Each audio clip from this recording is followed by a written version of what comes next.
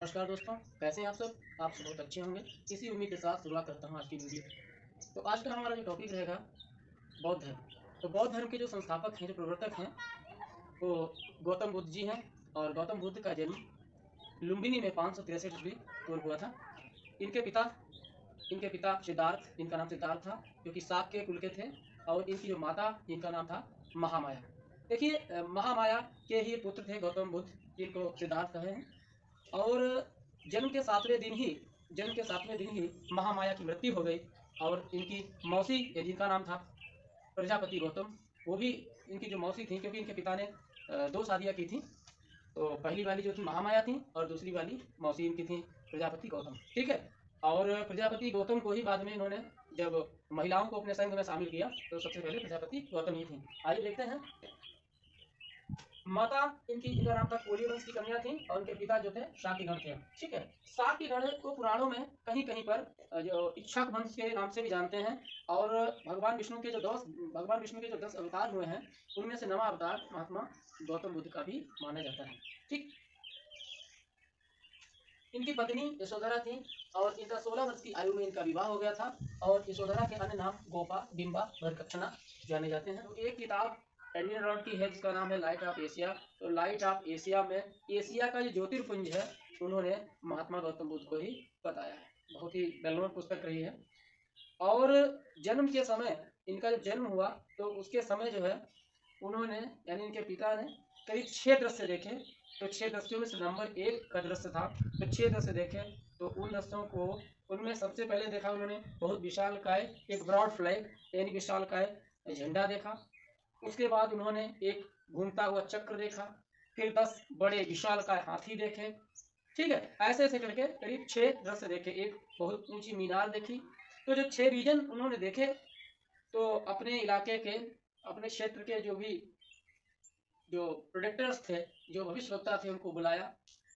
और उन्होंने कहा कि हम आपको इतना इतना अवार्ड देंगे, आप बताइए क्या मतलब। बहुत अधिक धन कमाने के लालच से अलग अलग 10 के जो अर्थ बताए। फिर अंत में एक सन्यासी आया, उन्होंने उसके सही से विजन बताया। और उस सन्यासी ने कहा कि आपका जो राजा है, सॉरी, तो उस सन्यासी ने कहा आपका पुत्र है, या तो बहुत बड़ा सम्राट बनेगा, या बहुत बड़ा सन्यासी बनेगा। सन्यासी की बात सुन के ही इनके पिता सिद्धार्थ के मन में हो गया कि सन्यासी व्यक्ति तब बनता है जब किसी बात लेके मन में वैराग्य हो। तो उन्होंने ऐसा सोचा कि अगर महल में सारे ऐशो आराम के साधन बना दिए जाएं, जिससे विरक्त ना हो पाए, तो हो सकता है ये सम्राट बने, क्योंकि वो चाहते थे बहुत बड़ा। सन्यासी राइटर हुए हैं एडविन अर्नोल्ड, और उन्होंने एक बुक लिखी है, जिसका नाम है द लाइट ऑफ एशिया।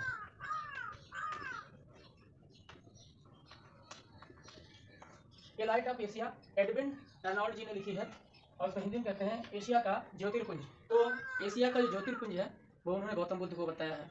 देखिए, गौतम बुद्ध मध्यम मार्गी व्यक्ति थे। ठीक है। गौतम बुद्ध मध्यम मार्गी रहनदार का जन्म हुआ, तो उनके पिता ने 6 दृश्य देखे। और 6 दृश्यों में था एक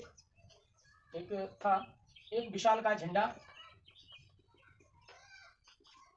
विशाल का ध्वज। दूसरा था 10 विशाल का हाथी। तीसरा ये था घूमता हुआ चक्र। चौथा था एक रथ। और 5वां था शायद 6 बीपिंग पर्सन, यानी 6 ऊपर हाथ रखे हुए लोग। एक भयंकर सपना देखा, तो उन्होंने अपने राज्य के जो बड़े बड़े भविष्यवक्ता थे, सबको बुलाया। तो सब चापलूसी कर रहे थे। अंत में एक बहुत बुजुर्ग व्यक्ति आया, बहुत बुजुर्ग सन्यासी आया, उसने उसके सबके अर्थ बताया। तो अंत में जो सन्यासी आया, उसने बताया कि आपका बेटा या तो बहुत बड़ा राजा बनेगा, या तो बहुत बड़ा सन्यासी बनेगा। ठीक है। और उसने 6 दृश्यों के अलग अलग मीन भी बताया। ठीक है। तो उसकी बात नहीं करेंगे, तो वीडियो लंबा हो जाएगा। ये बात तय है, वीडियो लंबा हो जाएगा। अब इनके जीवन पर 4 दृश्यों का प्रभाव पड़ा। कॉम्पिटेटिव एग्जाम में आते हैं वो 4 दृश्य क्या हैं? वृद्ध व्यक्ति, बीमार व्यक्ति, मृतक, और प्रसन्नचित्त सन्यासी। ठीक है। तो क्या हुआ कि इनके पिता ने इनको सन्यासी न बनने के लिए, इनके पिता ने हर वो प्रयत्न किया जिससे सन्यासी न बने, बैरागी न बने। लेकिन विधि को कुछ और ही मंजूर था, और ये बन गए सन्यासी। ठीक है। तो इससे पहले इनके पिता ने क्या किया, सारी ऐशो आराम, सारे भौतिक संसाधन महल के अंदर ही प्रोवाइड करवा दिए। और इनके एक मित्र थे, चन्ना मित्र थे, उनके सारथी थे, इनके रथ को चलाते थे। तो चन्ना से कहा इन्होंने, चन्ना तो चन्ना से इन्होंने कहा, चन्ना दुनिया कितनी खुश है, दुनिया में कितनी मौज ही मौज है। तो चन्ना ने कहा हाँ मौज तो है। जोर से नहीं कहा चन्ना ने कहा हाँ भाई मौज तो है ही है, क्योंकि चांदी की चम्मच लेकर पैदा हुए हो, मौज तो मौज है। तो कुछ कहा चन्ना? नहीं कुछ कहा नहीं, क्योंकि राजकुमार ने बाहरी संसार नहीं देखा था, राजकुमार ने बाहरी दुखों को कभी देखा ही नहीं था। जब कभी भी बाहर निकलने की बात करते तो उनके पिता जो है मुनादी करवा देते, ढोल बजवा देते कि राजकुमार बाहर आ रहे हैं, कोई वृद्ध व्यक्ति, कोई बीमार व्यक्ति, कोई अपंग व्यक्ति, कोई अपाहिज, कोई ऐसा व्यक्ति बाहर नहीं आएगा। तो चन्ना से उन्होंने कहा कि चन्ना हमें इससे जो है बहुत अच्छा लगता है यहाँ, ठीक है, लेकिन माधवी वर्मा ने लिखा है कि वे मुस्कुराते फूल नहीं जिनको आता है मुरझाना। हमेशा खिला फूल ही लिए रहोगे, ऐसा कोई फूल ही, जहाँ कोई फूल मुरझाता ही नहीं है तो फिर खिले हुए फूल की जरूरत ही क्या है, उसका महत्व ही नहीं रहा कोई, ठीक है। तो फिर महात्मा बुद्ध ने चन्ना से कहा कि वास्तविकता क्या है। तो चन्ना ने कहा संसार दुखों से भरा हुआ है, ठीक है, संसार में दुख ही दुख है, आपने भी देखे क्या है। तो उन्होंने कहा चन्ना हमको बाहरी संसार दिखाओ। तो चुपके से दिखाया। तो चन्ना जिनके सारथी थे उनको लेकर गए। तो सबसे पहले एक वृद्ध व्यक्ति मिला। तो एक बूढ़ा व्यक्ति झुका हुआ अपनी लाठी बजा रहा था। तो चन्ना का, चन्ना ये क्या है, चन्ना व्हाट इज दिस, चन्ना ये क्या है। तो चन्ना ने कहा ये वृद्ध है। वृद्ध का मतलब क्या होता है। तो उसने कहा कि व्यक्ति एक उम्र के बाद वृद्ध हो जाता है, और वृद्ध होने के साथ साथ और लोग सीधा जाता है। उसमें जब आगे बढ़े तो बीमार व्यक्ति मिला, बड़ा करा रहा था। तो चन्ना ने कहा, चन्ना से कहा कि ये क्या है। उन्होंने कहा व्यक्ति बीमार है। कि बीमार क्या होता है। तो बीमार का मतलब यह है कि व्यक्ति परेशान है, करा रहा है, चिल्ला रहा है। फिर एक क्या मिला, देखा कि चार व्यक्ति किसी व्यक्ति को सफेद कपड़ा पहना के, सफेद कपड़ा उड़ा के ले जा रहे हैं, लाश को दिखाया, मृतक व्यक्ति। तो चन्ना ये क्या है। तो चन्ना ने कहा यही तो जीवन का सार है, सबको ये व्यक्ति मर गया है। कि मरने का मतलब क्या होता है। तो उन्होंने कहा जो व्यक्ति इस दुनिया में आया है उसको जाना पड़ेगा, the person will have to die sooner और लेटर, ठीक है। तो चन्ना ने कहा कि जो व्यक्ति इस दुनिया में आया है उसको जल्दी या बाद में जाना ही पड़ेगा, ठीक है। तो ये सारे तरह से देखे और अंत में देखा एक प्रसन्नचित्त सन्यासी। तो प्रसन्नचित्त सन्यासी देखा क्या है, कोई मतलब ही नहीं, सन्यासी क्या है, जो भी है तो ठीक है, एवरीथिंग ओके, न सुख है न दुख है, ठीक है, प्रसन्न है? तो अंत में देखा प्रसन्नचित्त। तो अंत में देखा, हाँ, तो ये दो दृश्य देखे, फिर चले गए दूसरे राउंड पर आए। तो उन्होंने देखा कि मृतक व्यक्ति उससे बारे पूछा, और प्रसन्नचित्त सन्यासी क्या है, जो भी है ठीक है, आराम से अपना काम कर रहा है, सन्यासी भगवान भजन कर रहा है। चन्ना से कहा ये क्या है। कहा ये सन्यासी है। सन्यासी क्या होता है। सो क्या, मोह माया की कोई बात ही नहीं, जिसको मोह नहीं है, कोई लोभ नहीं है, काम क्रोध लोभ मोह कुछ नहीं है, भगवान के भजन करते हैं, जो है सब कुछ ठीक ही है। तो अब उनके मन में सन्यासी को देखकर वैराग की उत्पत्ति हो गई, वैराग पैदा हो गया। और फिर 29 वर्ष की आयु में इन्होंने अपना घर छोड़ दिया, और इस घटना को महाविनिष्क्रमण के नाम से जाना जाता है, ठीक है।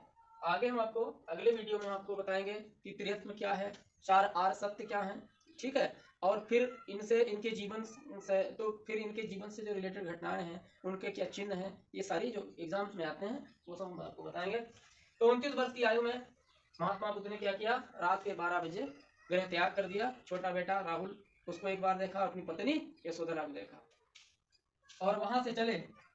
कहीं कहीं पर गौतम बुद्ध के जो गुरु हैं वो विश्वामित्र भी बताए जाते हैं। जो सबसे पहले गुरु थे वो विश्वामित्र जी थे।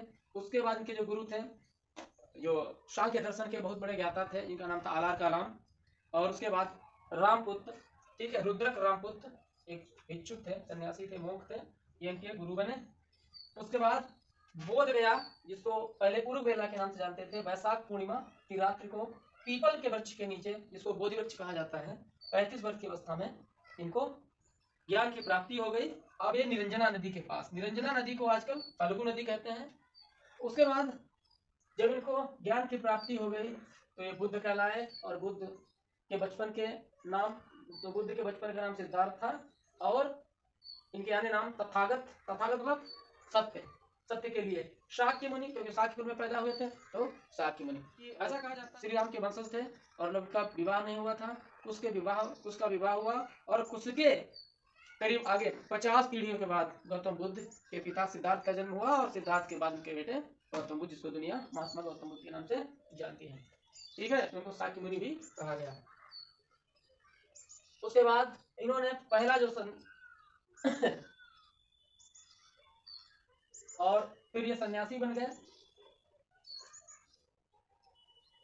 6 वर्ष की तपस्या की इन्होंने, और ये इनको बोधि वृक्ष के नीचे ज्ञान की प्राप्ति हुई। अब क्या हुआ, यहाँ पर एक बात बताता हूँ। ज्ञान की प्राप्ति के लिए तपस्या कर रहे थे, तो इन्होंने पहले थोड़ा थोड़ा अन्न खाया, उसके बाद सब छोड़ दिया और बिल्कुल जर्जर हो गए। तो वहां से कुछ औरतें निकली, और वो कुछ मंगल गीत गा रही थी। तो उसके जो सरदार थे उन्होंने कहा कि वीणा की तान को इतना भी न कस दिया जाए कि वो टूट जाए, और इतना भी ढीला न कर दिया जाए कि वो बजना ही बंद कर दे। यहाँ ये सुनने के बाद गौतम बुद्ध ने मध्यम मार्ग अपनाया। ठीक है, और ज्ञान की प्राप्ति हुई। तो प्रथम उपदेश इन्होंने 5 ब्राह्मणों को दिया, ऋषि पत्तनम नाम के स्थान पर, जिसको आज हम बिहार के सारनाथ नाम से जानते हैं। और ये कुछ जन्म से रिलेटेड इनके जो चिन्ह है, इनके ये जो एग्जाम में आते रहते हैं। जन्म कमल और सांड, ग्रह त्याग घोड़ा, ज्ञान पीपल वृक्ष को बोधि वृक्ष भी कहते हैं, और निर्माण यानी चिन्ह, ये इनके चिन्ह भी हैं। तो आज का वीडियो इतना ही। अगले वीडियो में हम आपको बताएंगे इनके त्रिरत्न क्या है, 4 आर्य सत्य क्या है। गौतम बुद्ध ने कहा है कि दुनिया दुखों से भरी हुई है, the world is full of pain and 4 बातें कही हैं। संसार में दुख है, दुख का कारण है, संसार में दुख है, दुख का कारण है, और उसका निवारण भी। दुख का कारण तृष्णा है, तृष्णा का मतलब मनोकामना, इच्छा, इसलिए अपनी इच्छाओं को सीमित रखें। तो आज का वीडियो इतना ही। वीडियो कैसा लगा अवश्य बताएं। अब कंटिन्यू वीडियो आते रहेंगे। अगले वीडियो में आपको बताएंगे 4 आर्य सत्य क्या हैं। ठीक है, इनके अष्टमार्ग क्या रहे हैं, इनके त्रिरत्न क्या हैं, इनके जो विनय कटक हैं, इनके जो बुद्धम शरणं गच्छामि, धम्मम शरणं गच्छामि, संघम शरणं गच्छामि, इन सब के अर्थ क्या हैं। तो नमस्कार, मिलते हैं अगले वीडियो के साथ। जय हिंद।